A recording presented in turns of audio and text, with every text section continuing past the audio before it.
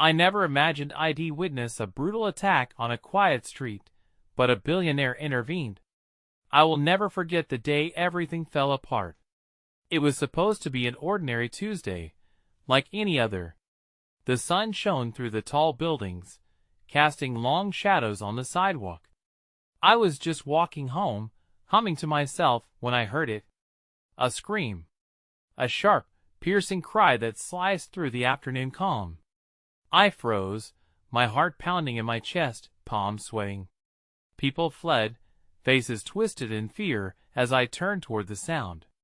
In the distance, I saw him, dark figure looming over someone on the ground.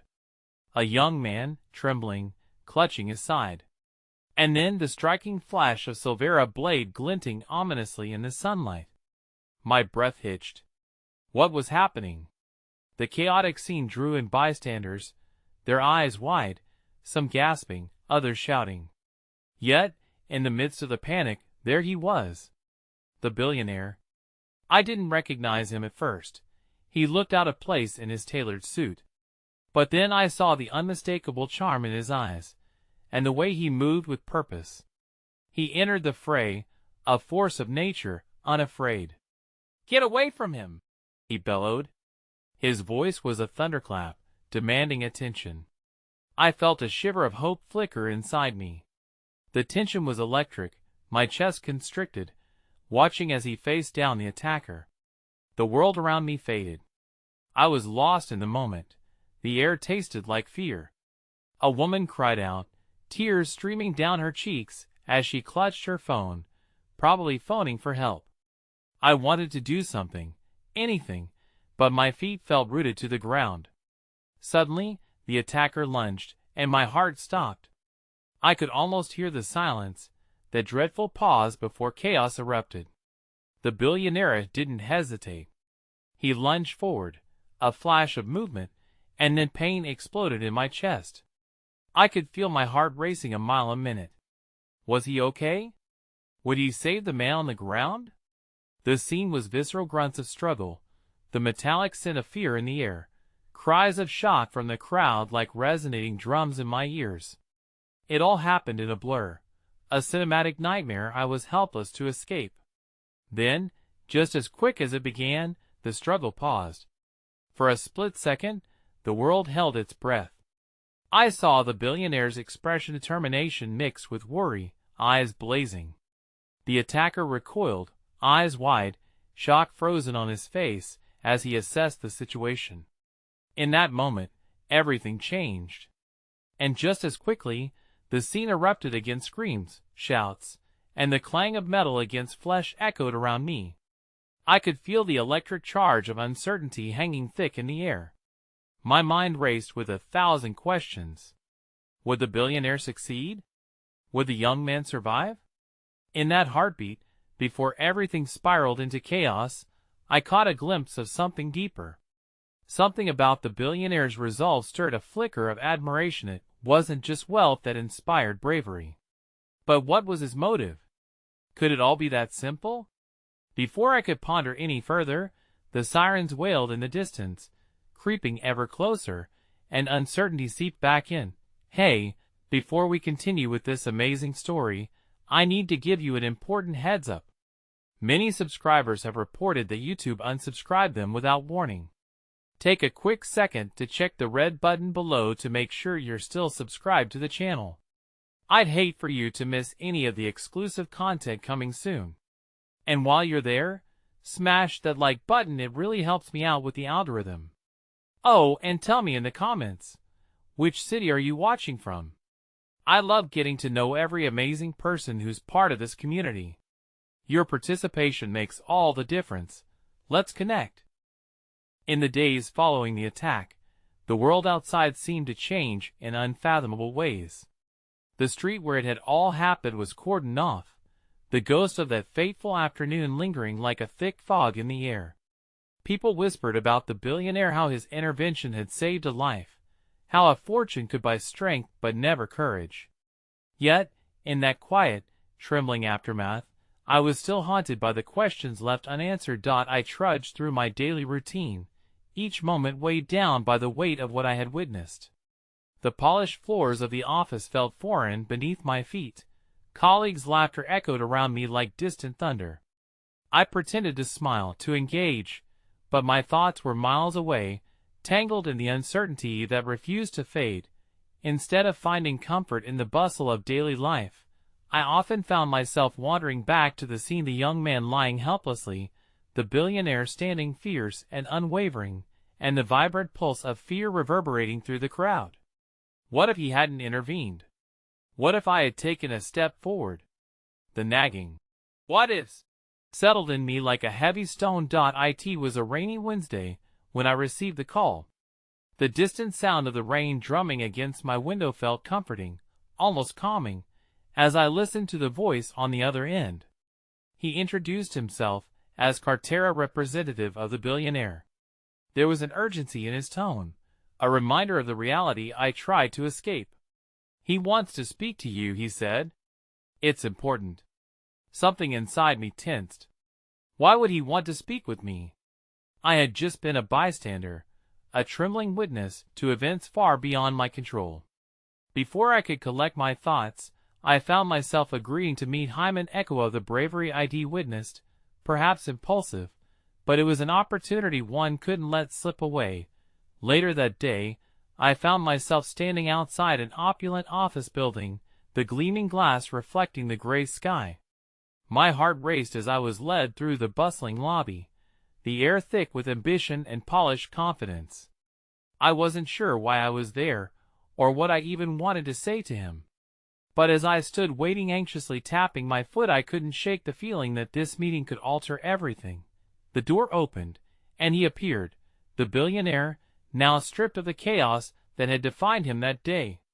He looked almost normal, just a man in a shirt and slacks, with a faint weariness etching his features. But it was his eyes, deep pools that held untold stories, that caught me off guard. They harbored a flicker of vulnerability that made my resolve waver. "Thank you for coming," he said, his voice soothing yet heavy. "I wanted to check in on you and the young man from that day." His words hung in the air, charged with an unspoken weight. "I barely knew you," I managed, feeling the tremor in my voice. I witnessed everything." "You saved his life." "I didn't do it alone," he replied, a solemnity creeping into his words. "There were others, and it was a team effort." But still he paused, struggling to find the right phrasing. "I don't want to just be known as a billionaire who intervened in a crisis. I want to create a change, to understand why fear reigns in our streets." I swallowed hard, absorbing his vulnerability like a lifeline. We talked for what felt like hours about the transformation of fear into hope, about courage and responsibility. He spoke about taking action in the community, funding initiatives that would address the root causes of violence and fear. But as the conversation deepened, a nagging thought clawed at the edges of my mind. What were his true intentions? Did he feel an obligation to be more than just a spectator in his own world? His gaze caught mine, and for a fleeting moment, I felt a connection spark between USA's shared understanding of fear and hope. But then he hesitated, a shadow crossing his face. "There's something I need to tell you," he began, tension coiling between us like an unspoken threat.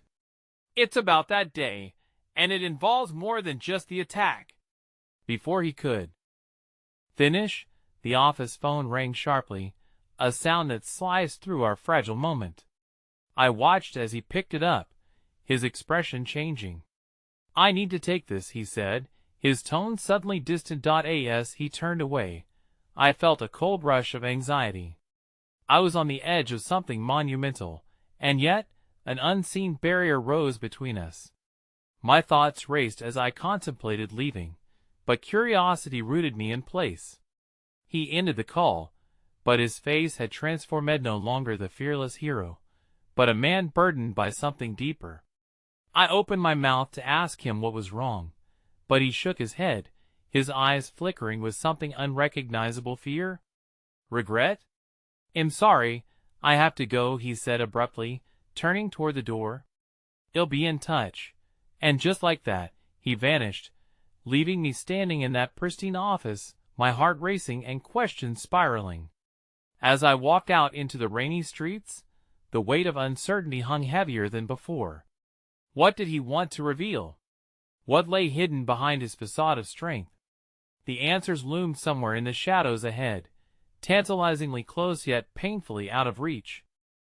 The sound of the rain hammered against the pavement as I made my way home, drenching my coat and masking the tears threatening to spill. Each droplet felt like a reminder of the weight Icarus bore, an unseen burden that seemed to connect us. What truth hovered in the air, waiting to be unveiled? It left a gnawing ache inside me, consuming my thoughts with every step.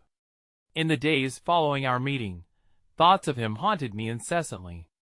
I replayed our conversation, dissecting every word he had spoken, each reflection flickering between hope and confusion. The billionaire's genuine desire to create change felt startling, yet something darker lurked beneath the surface, looming like a shadow. What drove a man like him to seek healing in a world so fractured? It was a question that echoed in my mind. I returned to my daily routine, but every encounter with colleagues felt tinged with mockery. I watched them laugh and engage, consumed by trivial matters that appeared so trivial in contrast to the gravity of the events I witnessed.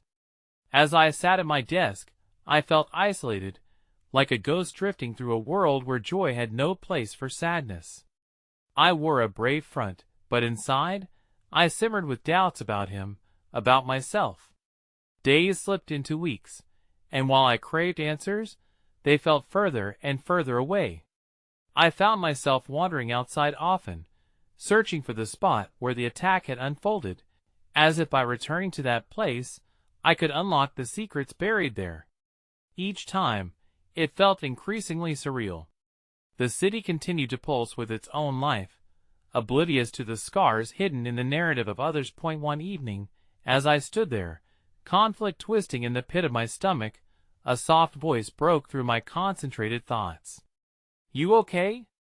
A woman, perhaps in her 50s, approached me, her expression softened by concern. She carried a shopping bag, its contents swaying gently with her movement, as if carrying the weight of the world on her shoulders. I blinked, caught off guard.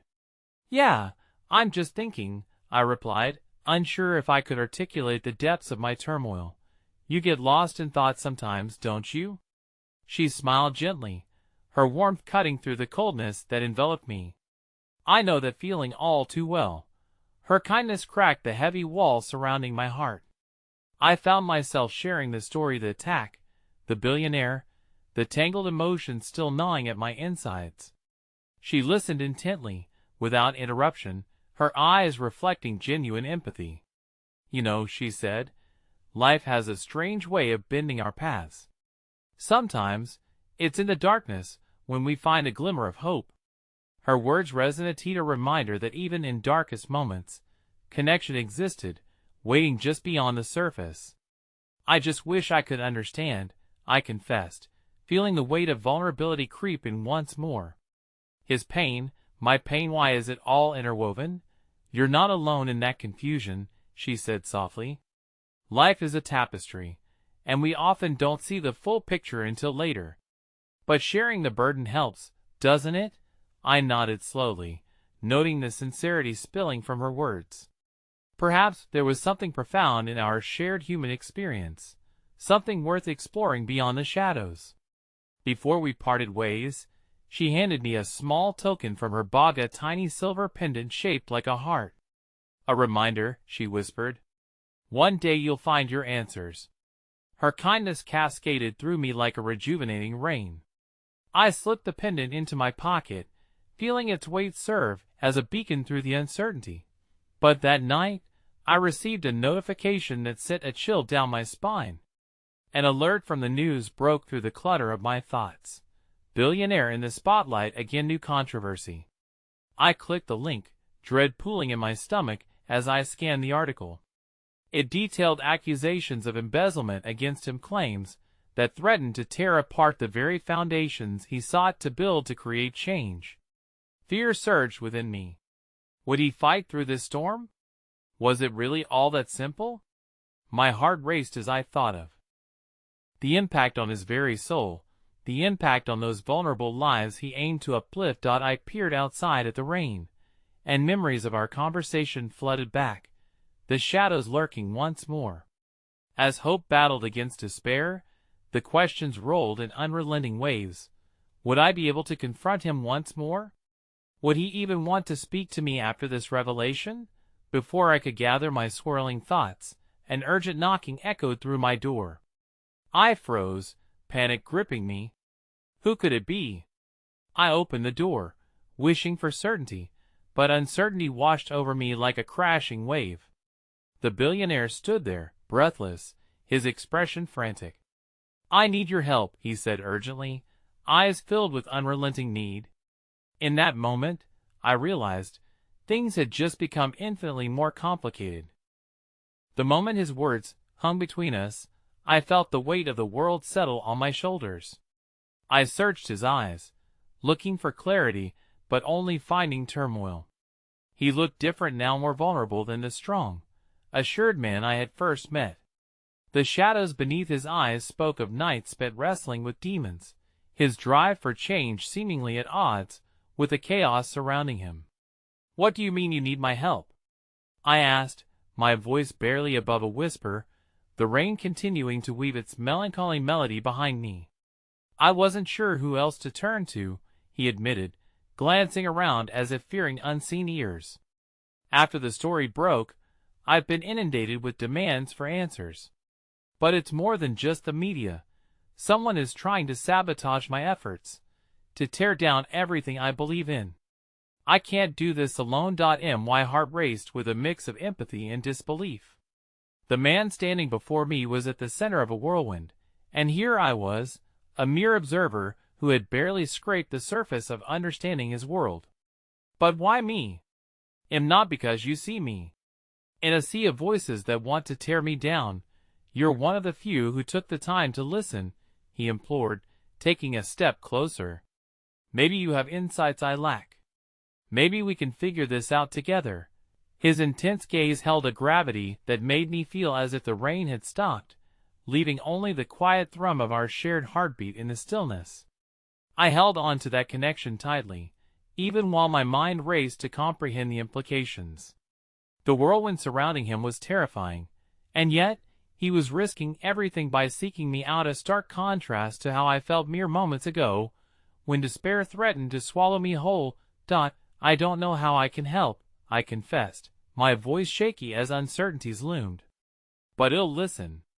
"I promised." He nodded, visibly relieved, and gestured for us to move away from the doorframe, where the night's unease lingered like an uninvited guest. We settled at a small table in the corner of my apartment, shrouded in the dim light that seemed to block out the chaos brewing beyond my windows. "I've been investigating several ongoing projects, initiatives that aim to transform underserved communities," he explained, his voice brimming with fervor. "But I recently discovered discrepancies in funding. I suspect someone within my own team is leaking information to the press, trying to discredit me. If I'm brought down, everything we were working toward risks collapsing." With each word, I felt the fraying threads of fate weaving us together tighter. Here was a man with a vision, a man weary beneath the burden of expectation. Yet, he still dared to reach out, searching for light amidst the shadows. "What can we do?" I asked, leaning in, my own doubts momentarily eclipsed by the magnitude of his revealed mission. "I need to collect evidence," he replied urgently. "Find out who's behind this, and fast. If I don't act quickly, investor confidence will plummet, and countless lives will be affected.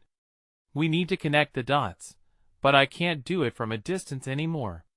I need to get closer to those involved, and I need someone who can help me blend in, someone people wouldn't expect. I couldn't help but feel a mixture of dread and, oddly enough, excitement. This was larger than either of us, beyond a simple personal conflict. Together, we could confront the storm brewing in the shadows. "It'll help you," I declared, feeling a newfound determination rise within me, igniting hope that perhaps this mission could lead to understanding, healing, For both him and myself. As we began to strategize, an unexpected bond formed, and warmth filled the hollow space within me. Yet, just as I began to feel a glimmer of optimism, the buzz of my phone sliced through the moment like a jagged shard. I glanced down to see a message that stopped me in my tracks. "What is it?" he asked, noticing the pallor draining from my face. I read the message aloud, my voice trembling. "It's from one of my colleagues.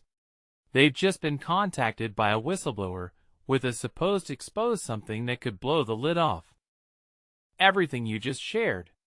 The deadline is imminent. If they release the story, it could ruin you." His expression darkened, and for a moment, the fire that had burned between us flickered with uncertainty. "Then we have no time to lose. We need to move, but we must tread carefully. This is going to get ugly." As uncertainty hovered, about to swallow us whole, I realized the journey would not merely be about the fight for his innocence.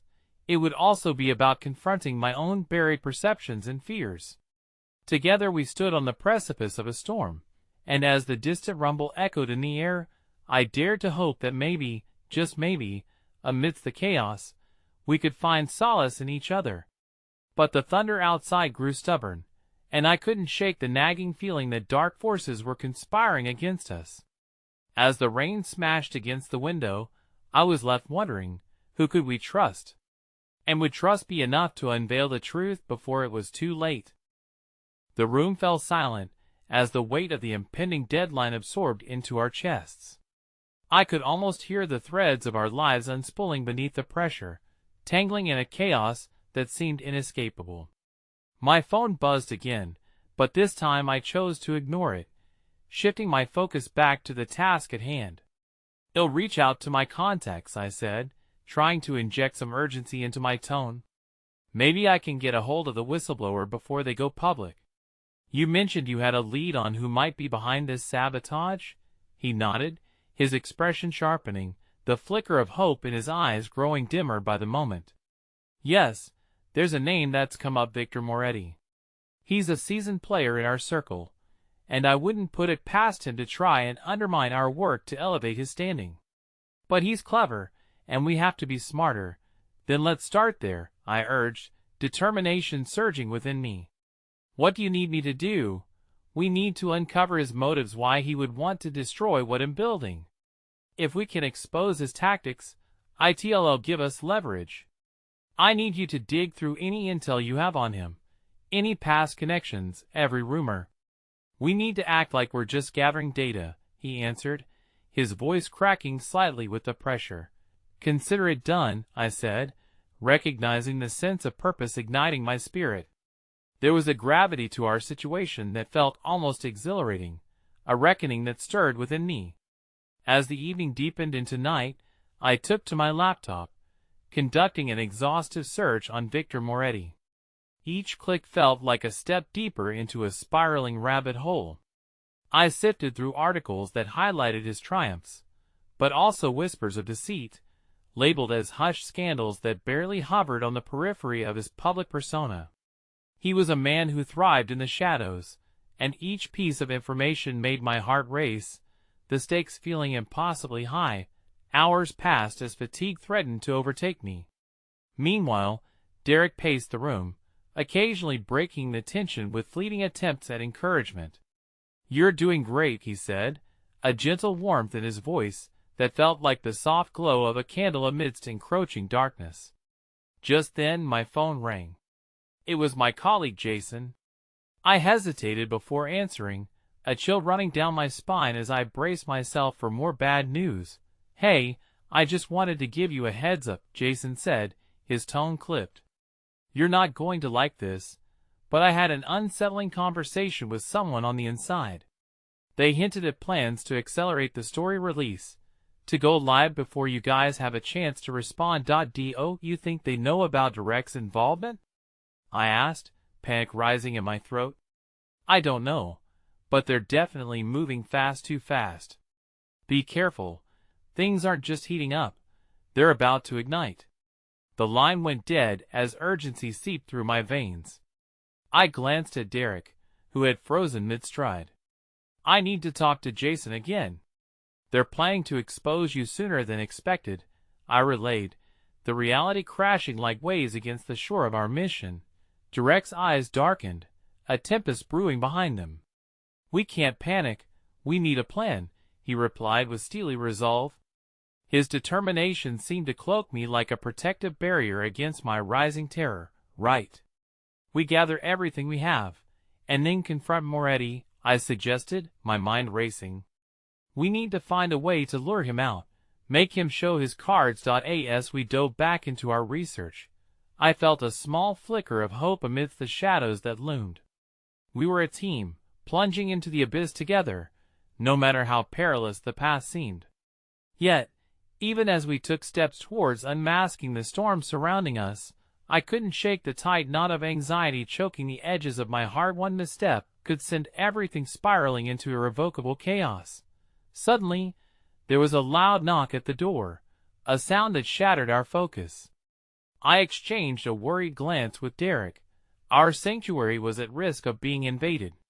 "Stay here," he instructed, then moved toward the door, tension radiating from his posture. I listened intently as he peeked through the peephole, his face paling before he opened the door ever so slightly. "What?" he asked, his voice low and wary. "Derek," a voice replied, smooth yet tinged with urgency. It was a voice I recognized all too well. "I want to help you. I have information you need." He hesitated for just a moment, and I held my breath, heart racing. This was an opportunity, but could we trust whoever stood on the other side? "Who sent you?" Derek challenged, the protective instinct radiating off him. "Don't you recognize me?" "It's Mia." "I know everything," the voice insisted, desperate. It sent a jolt of confusion through my mind, searching for context. My thoughts scrambled, but uncertainty paralyzed me. MIA name I had almost forgotten, a friendly face from long ago. How could she possibly be involved in this? "What do you mean you know everything?" Derek demanded, clearly wary.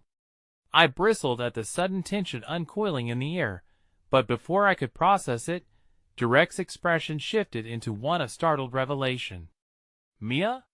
From college?" Just as disbelief skated through the room, a piercing scream echoed outside, slicing through the fragile veneer of safety we had constructed. Panic surged as the sound reverberated throughout the night. "What the hell?" I started, the urgency hammering at my chest. But before I could finish, Derek slammed the door shut, his expression torn between urgency and disbelief. "We need to be careful," he murmured, his voice wavering, just as the outside chaos intensified, drowning us in uncertainty and fear. With the weight of his words hanging heavily, I knew that whatever peace we had grasped was slipping through our fingers. The storm we had sought to navigate was about to unleash its fury, threatening everything we held dear, and the shadows were closing in, determined to uncover truths we weren't ready to face. Derek's grip on the door tightened as the screams echoed through the night, each one a shard of horror slicing through our fragile resolve. I stepped closer, fear coiling in my stomach like a viper ready to strike. "What was that?" My voice trembled, unsure if I wanted an answer. He exchanged a look with Mia, who had positioned herself just behind him, her shadow blending into his, yet her urgency dimming the implicit trust we once shared. "I don't know," he replied, his gaze darting outside. "But it doesn't sound good." Mia forced a breath, her face pale. "I just got here. I was on my way to meet you when I heard it." It was a group of many saw them drag someone into the alley. Drag someone? The words felt like lead in my mouth, and I instinctively backed away from the door, a primal fear taking over. What if they're coming for us? They won't know we're here unless we give ourselves away. Derek's voice was calm, almost too calm. He had a plan. I just needed to focus on that. While he processed the situation, I couldn't help but catch snippets of the chaos outside. A car screeched to a halt, followed by the crash of breaking glass. "This is escalating fast," I murmured, glancing nervously at my phone. No signal. I was suddenly aware of how isolated we were in our pursuit of the truth, and how dangerously exposed we stood beneath the weight of everything unfolding around us. Mia, Derek said, his voice steady but urgent, if you know something about Victor Moretti, we need that information now more than ever. Whatever it is, don't hold back. Mia nodded, looking desperately between us. I overheard something at an event last week. There's a deal being brokered that involves a lot more than just sabotage. Moretti's not acting alone. This is bigger than any of us, and I didn't realize how deep the roots ran until tonight. I swallowed hard, the implications of her words settling like stones in my chest. If we were to take down Victor, we had to expose the web head spun, and that meant confronting forces far beyond our grasp. Derek exhaled slowly, his eyes narrowing in concentration. What do you mean bigger? What are they planning? A shipment, Mia clarified, her voice low as if the walls had ears. It involves illegal goods, but they've added layers financing through corporate fronts, and they've got local support. This is a powerful network. If we expose it, we not only take down Moretti, but everything associated with him. My heart quickened, the hope that had flickered like a candle before now sparking into a wildfire. Do you have proof? Documents, recordings, anything that can help us verify? I might, she answered, and the hope dimmed slightly. But it's hidden. I wasn't sure if I should get involved until now. This was never what I signed up for. How do we access it? Derek pressed. The urgency of the moment hung thick in the air, electrifying our resolve. The last place I heard them talk about it was at a bar called the Rusty Anchor, off Beaumont Street.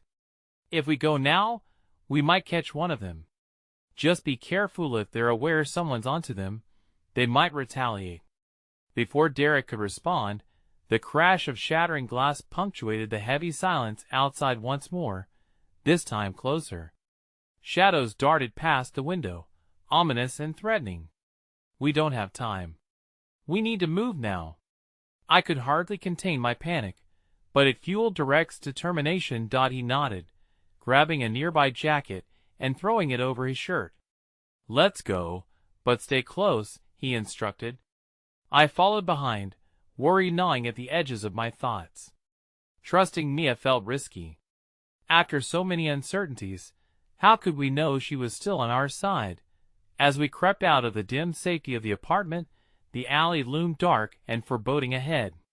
Each step felt fraught with danger, a premonition of what lay ahead lurking in the periphery of my mind. We'd barely made it to the end of the block when muffled shouting erupted from across the street.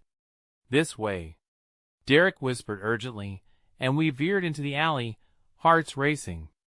The stakes had catapulted skyward. Nothing could go wrong now, not when we were so close to unraveling the threads of this grim tapestry. Emerging onto the next street, the chaos continued in the distance, and I felt a cold chill slither down my spine. But there was no turning back. Not now. As we approached the Rusty Anchor, a flickering neon sign cast an eerie light over the entrance. My stomach knotted with unease. What's the plan? I whispered, glancing around as if the shadows were about to burst forth. We wait until someone comes out. Someone who looks like they belong to Moretti's crew, Derek replied, intensity radiating off him. Moments stretched, and with each passing second I felt like our presence was an uninvited trespasser. Just then, a figure stumbled out of the bar, laughter spilling into the night air before he was pulled back into the depths of the darkness. But neither Derek nor I could ignore the sight. Wore a jacket emblazoned with a logo I recognized from the intel I had dug up. Moretti Enterprises. My pulse quickened as sudden clarity dawned upon me. What if he's our connection? Derek's gaze sharpened. Then we can't let him get away. But just as we prepared to bridge the distance, a deafening explosion jolted the air, sending echoes ricocheting through the streets. I glanced back toward the commotion. A nearby building erupted in flames, ominously illuminating the chaos as crackling debris rained down. Beams of light flared in every direction, and panic ignited like wildfire on the streets. Derek clenched my arm and turned me to face him. "We need to get out of here now." His voice was steady, yet a ripple of fear ran through him. In that moment, as chaos erupted and deathly shouts reverberated through the alley, I realized we were no longer just fighting to uncover a conspiracy.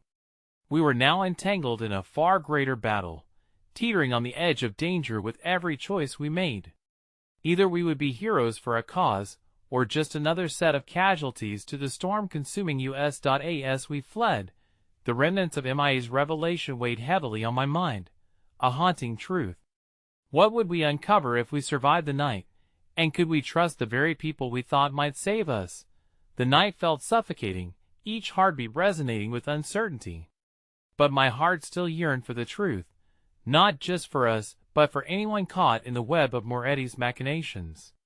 As we ran, I realized that every step forward could lead to more revelations, but with it, more shadows lurking behind us.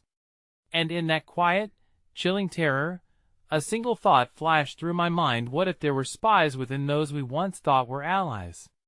What if tonight wasn't just about exposing Victor Moretti, but revealing the true game at play, one that could cost us everything we cherished? As we skidded around the corner, the sound of crackling flames and panicked screams intensified, filling the air with a cacophony of chaos. I kept my head down, desperate to remain unseen, but I felt the weight of Derek's presence behind me, anchoring my resolve even as the world around us crumbled into disarray. "Stay close," he said firmly, his grip tightening around my arm. The tension in his voice matched the frantic rhythm of my heart. We turned another corner, dodging patches of shattered glass and debris, the acrid scent of smoke curling into our lungs. It was overwhelming, a hellish symphony that played only for us. "Where do we go?" I gasped, my thoughts racing as I glanced around, hoping for any sanctuary amidst the madness. The rusty anchor stood before us, its neon glow now flickering ominously. I looked back toward the street where the explosion had erupted, the flames now flickering higher, illuminating the faces of those caught in the chaos. It was no longer just a conspiracy. It was survival. Derek's eyes darted back to the bar. "We need to get inside. If the building collapses, or worse, those who know about Moretti will be trapped out here." I nodded, feeling a sudden surge of adrenaline fuel my resolve. We dashed for the entrance, but just as we reached for the door, a group of men spilled out into the night, their angry voices rising above the chaos. One of them, a tall figure with a tattoo snaking up his neck, stopped abruptly, eyes locking onto us like a predator honing in on his prey. "Hey! You too?" he shouted, advancing. Panic surged through me as I turned to run, but Derek was quicker, grabbing my wrist and yanking me inside just as a shout pierced the night. The bar was dim and smoky, a haven from the madness outside, yet I felt no safety in its embrace. We melted into the shadows, pressing ourselves against the wall beneath a flickering light. Derek's breath was shallow next to me, a mirror of my own turmoil. "Stay hidden," he whispered, his eyes scanning the bar as men around us laughed and brawled over spilled drinks, unaware of the turmoil brewing right outside. "We need to find the guy who just came out of Moretti Associate." "Hell knows something." I nodded, as my gaze trailed across the room. My mind raced, recalling MIA's warning about the broad network of support for Moretti. What if this wasn't just a dangerous criminal? What if we had stumbled upon something that involved all levels of society, people we might have brushed shoulders with? Derek's hand brushed against mine, a reassuring gesture amidst the chaos. "Listen, we'll find a way to approach him. But we have to be cautious. Everyone here could be a part of this." Fear twisted within me, but I couldn't ignore the flicker of hope ignited by his words. We were standing on the edge of revelation, the thrill of discovery intertwining with dread. Just then, I caught sight of a figure at the far end of the bar, leaning against a stained wooden table, a glass in hand. The logo on his jacket confirmed it. Heart pounding, I nudged Derek and pointed. He followed my gaze, lips pressing into a determined line. "That's our guy," he said quietly. Before we could move toward him, the door burst open, and a sharp chill swept through the establishment, accompanied by two more men, faces grim and eyes scanning the room like wolves on a hunt. They were looking for something or someone specifically. "Where is he?" one barked, making a beeline for the bar. The man with the glass flinched but maintained his composure, giving nothing away. Derek grabbed my arm, guiding me back further into the shadows. The tension in the room was palpable, and I could feel the uncertainty thrumming between us like a live wire. "What now?" I whispered, glancing between him and the growing chaos, anxiety bubbling over. "Wait a moment, let's see if we can learn anything," he replied, his eyes fixed on the confrontation unfolding. Those men would either lead us to answers or push us deeper into danger. And I couldn't shake the feeling that we were running out of time. The bar erupted as the men closed in on the Moretti. Associate demanding answers. "You think you can just waltz out of here? You think this is a game?" My heart raced. Whatever was happening felt monumental, and we were right in the center of it. "Derek, they know something," I urged, clutching his sleeve as my thoughts spiraled. "What if they decide to silence him? What if we lose our chance?" In that instant, Derek's face hardened with decision, a flare of fiery determination igniting in his eyes. "We can't let that happen. We have to intervene." My pulse quickened, but the fear that surged through me was also laced with a ferocious desire to uncover the truth. We had made it this far, and something told me we couldn't afford to turn back now. Just as we prepared to step forward, a loud crash echoed through the bar, followed by the shattering of glass. One of the men had flung a chair across the room in a desperate attempt to assert authority, chaos erupting anew. Here, among the noise, secrets could be buried or revealed, and that chance hung by a thin thread. In that moment, as I watched the associate suddenly leap up, his gaze darting toward our direction, I felt time halt. He locked eyes with me, a flash of recognition igniting then an unmistakable terror. "No!" he shouted, forcing his way towards us, but the two men were already scrambling forward, ready to tear everything apart. Before I could process what was happening, the associate was pushed aside, and the chaotic scene spiraled even further out of control. Suddenly, the world grew murky, the fight escalating until the gunshots rang out. And in that moment, I realized our fate was intertwined with theirs. Every secret we uncovered could cost us everything, but the truth was more dangerous than imagined. And just as that thought settled in my heart, another revelation struck me. Derek's expression, full of terror and urgency, mirrored the fear brewing inside of me. The burning question ensnared me. Would this be our last chance, or the beginning of uncovering a truth darker than we dared to imagine? The chaos erupted around us like a violent tempest, the air thick with fear and uncertainty. I barely had time to process what was happening as the flashes of panicked faces and the sounds of glass breaking sent adrenaline coursing through my veins. Derek's grip on my arm tightened as we stumbled back into the shadows, retreating from the maddening scene unfolding before us. The Moretti associate was struggling, his desperate shouts drowned out by the chorus of raised voices and shouting fists. I could see the glint of metal as one of the attackers brandished a knife, its edge catching the light in stark contrast to the darkened bar. Panic constricted my chest. We couldn't sit back and watch this unfold. "Derek, we can't let them do this," I urged, fear lacing my voice as my heart raced. He pressed his lips together, a flicker of conflict dancing in his eyes. "If we intervene, we might make it worse for him and for ourselves. But I'd seen enough to know that doing nothing wasn't an option." The fear tethering my heart to the ground began to combust into something marine unwavering resolve. We need to help him. He might know something that could change everything. Derek hesitated, the chaos swirling like a living thing around us, but then, as if propelled by instinct, he nodded. "All right, On the count of 3, the bar felt like it was closing in, filled with shadows and threatening laughter that turned my stomach.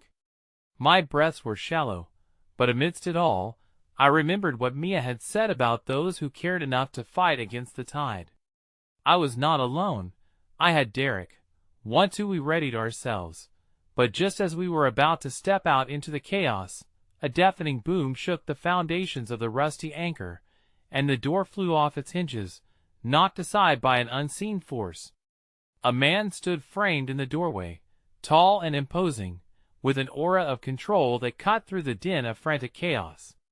He was dressed in a tailored suit, his expression unreadable but charged with an electricity that stunned the bar into silence. It was a moment suspended in time as everyone turned their gazes toward him, the commotion fading as a new fear settled in, the kind of fear that came from facing a predator.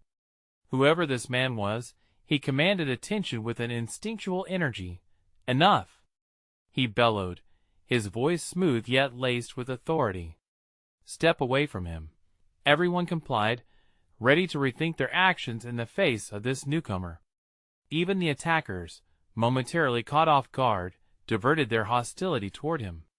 Hesitation hung in the air, a breath of shared disbelief rippling through the crowd. "Milo," the suited man said, now looking directly at the Moretti associate, who appeared both relieved and terrified. "Jake," Milo stammered, his voice trembling. "Milo, it's okay," Jake replied, his tone softening slightly as he took a step forward, the tension in his shoulders undulating like the calm before a storm. "We need to get out of here. Now." Before I could fully process the shift, Derek pulled me back into the dimmest corner of the bar, whispering urgently into my ear. "This is our chance. If that's someone close to Moretti, he might know how deep this goes, but we don't even know if we can trust him," I hissed, glancing back to where the two had begun backing away from the group. Jake spoke quietly but fiercely, a calm against the brewing turmoil. "Maybe he doesn't even know that we're here. We have to find a way to follow them without being seen."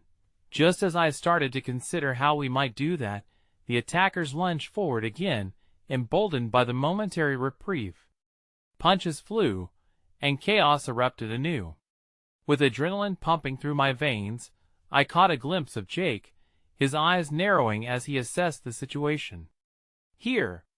he barked, directing Milo with authoritative gestures before turning to face the attackers with an expression that solidified his control. A fighter, I realized, not just a businessman.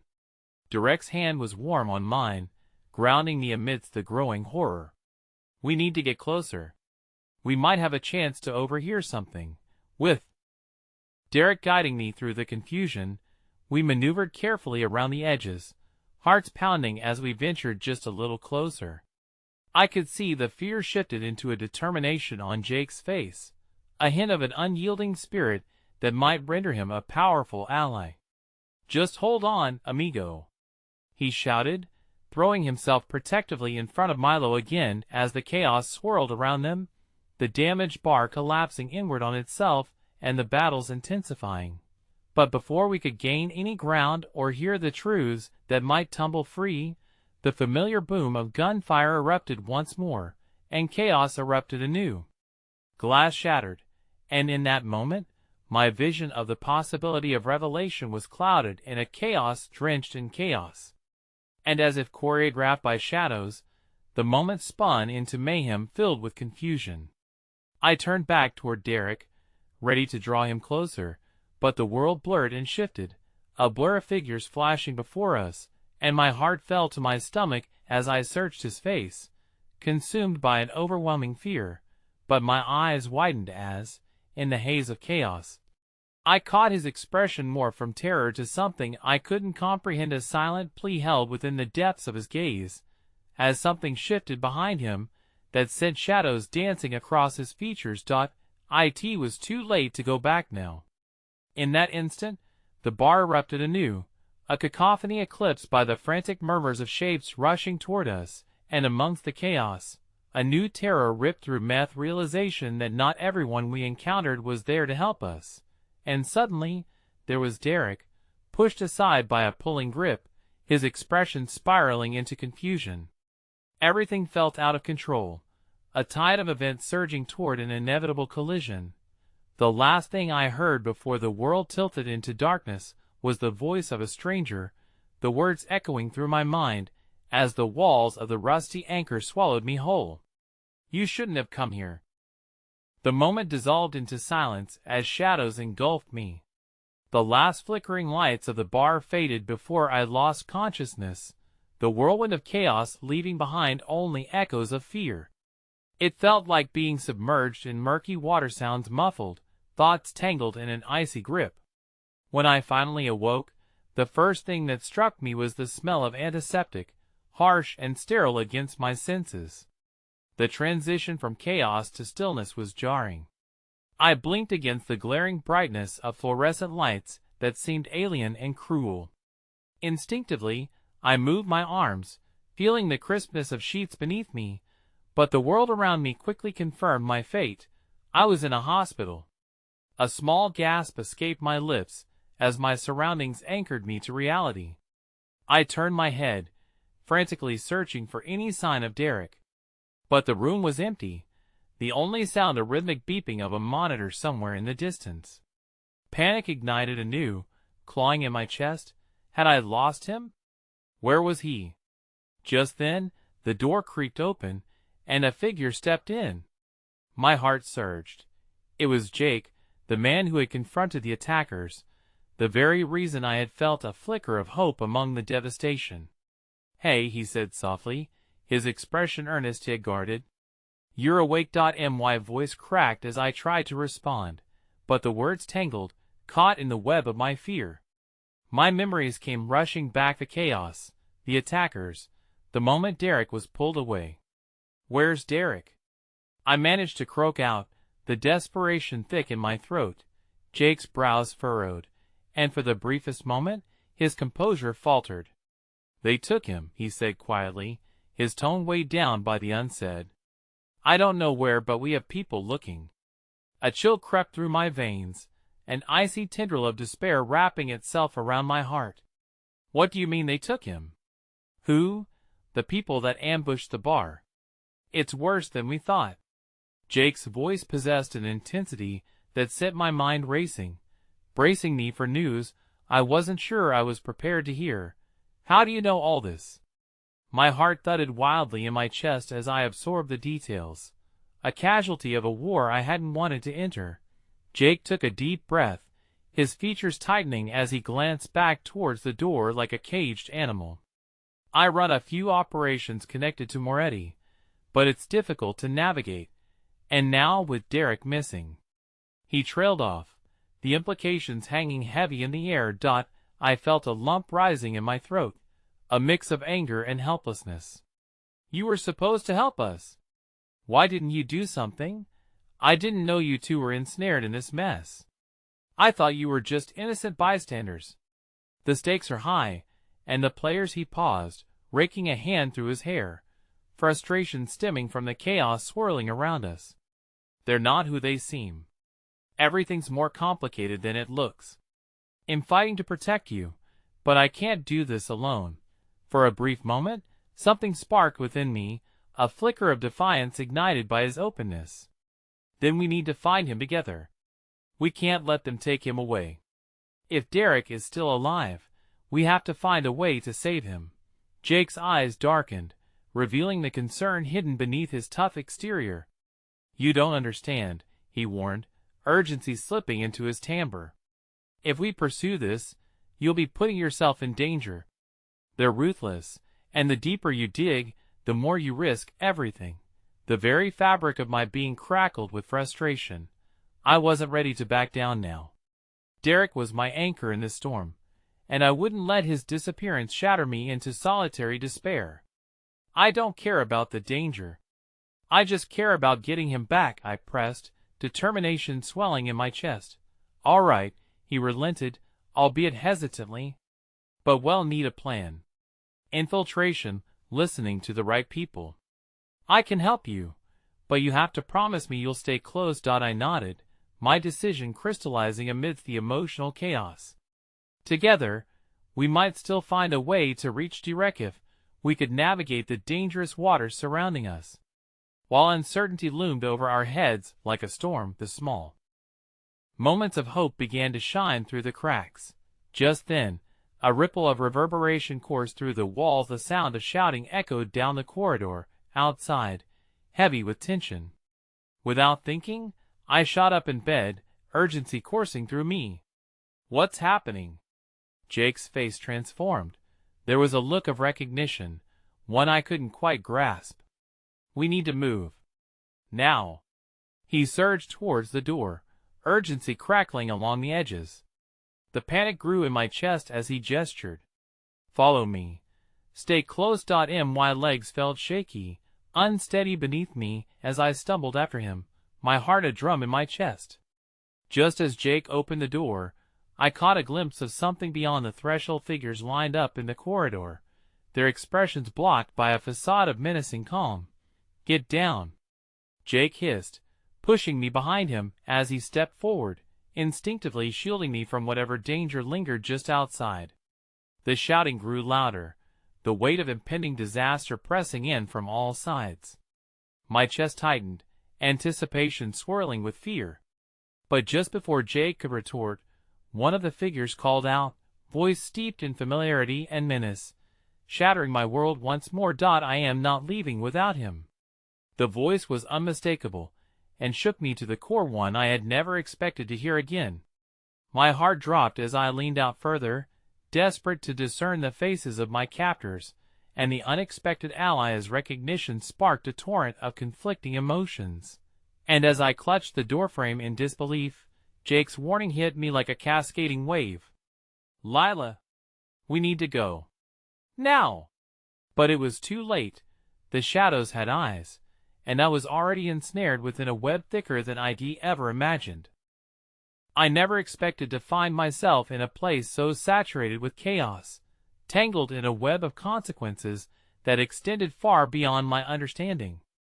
As I stood there, torn between safety and the person I cared for most, the echoes of uncertainty clawed at my heart. It was Derek's voice that pierced through my turmoil, a beacon of hope amidst the shadows. I moved instinctively toward the sound, pressing through the gathering throng of figures blocking the hallway. The moment I caught sight of him standing resolute and fierce, but ensnared in a confrontation that had the potential to spiral beyond control, I felt a surge of defiance swell within me, coursing through every fiber of my being. I was done being a passive observer in this nightmare.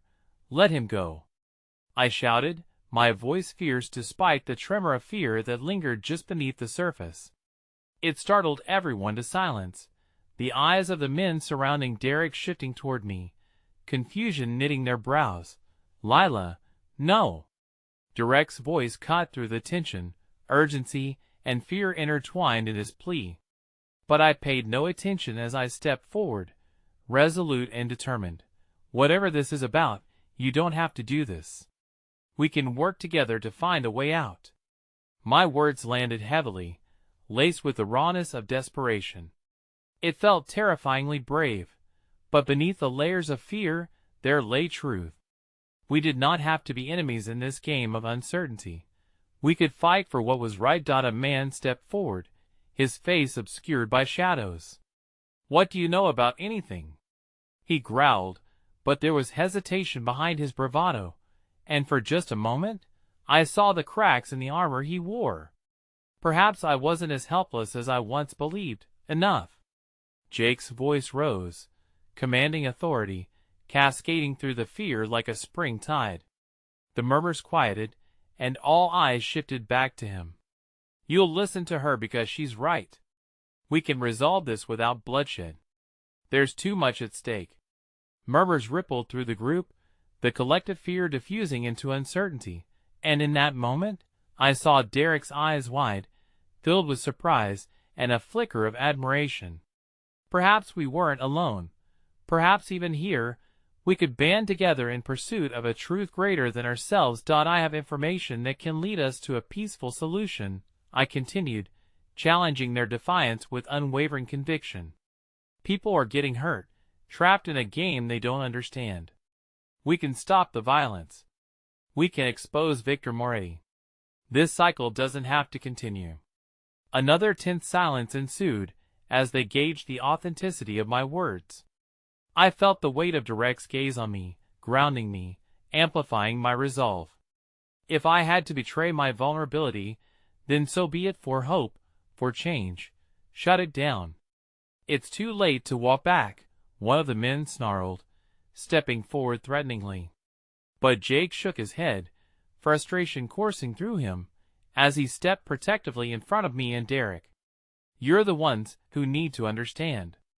If you take him, if you let this escalate any further, you're only sealing your own fate, and you know that. The tension in the air thickened, each breath drawn a struggle, laced with imminent danger. But my resolve burned fiercely, far stronger than the dangers hiding in the shadows. Please, I said, my voice softer but resolute. This doesn't have to end in violence. There are ways to win this together. An imperceptible flicker passed through the face of the man who had questioned my authority, and it struck like lightning, igniting the darkness. One by one, they exchanged wary glances, and in that charged atmosphere, I dared to hope. And then it happened, the briefest of nods from one man, and the shift in energy as they took a collective step back. You're not wrong, the leader acknowledged, his voice barely above a whisper, but it echoed through the tension like a ringing bell, reverberating against the walls of uncertainty. We can work together for now, he added, eyes now flickering between us. If you prove yourselves, we might just let your friend go. Derek met my eyes, a flood of relief washing over us both, and gratitude bubbled within the confines of my chest. Maybe we could stave off the chaos. Maybe we could uncover the truth before it suffocated us all. Before I could speak again, the trauma still lurking in my mind was overshadowed by the resolve surging to the forefront. Yes. We're in, I confirmed, desperation entwined with flames of hope. What do you need from us? But before the man could respond, a deafening blast erupted outside, a gunshot, followed by the frantic roar of sirens, the chaos from before colliding anew in a whirlwind of alarming urgency. Shadows thickened instantly as everyone spun toward the door, hearts racing and breaths caught in throats. The pulse of fear thumping beneath my skin flared, threatening to choke out the newfound hope.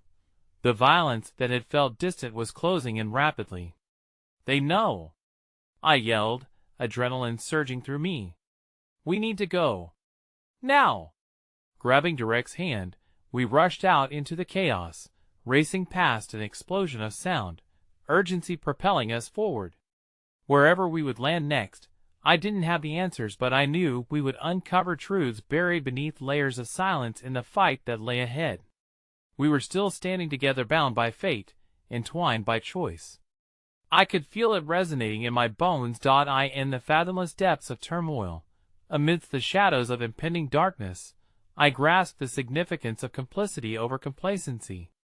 As long as we drew breath, we would push through the storm ahead together.